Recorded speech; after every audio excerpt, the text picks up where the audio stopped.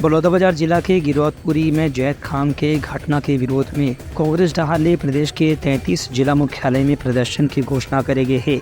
इला दिक्कत बलौदाबाजार जिला मुख्यालय में लागू धारा 144 ला अभी 20 जून तक बढ़ा दी गई है। इस संबंध में बलौदाबाजार के जिला के नवा कलेक्टर दीपक सोनी डहाले आदेश जारी करेंगे है कि दंड प्रक्रिया संहिता 1973 के अंतर्गत धारा 144 1 और 2 के तहत अधिकार का इस्तेमाल करते हुए धारा 144 की अवधि बढ़ाए के आदेश जारी करेंगे है।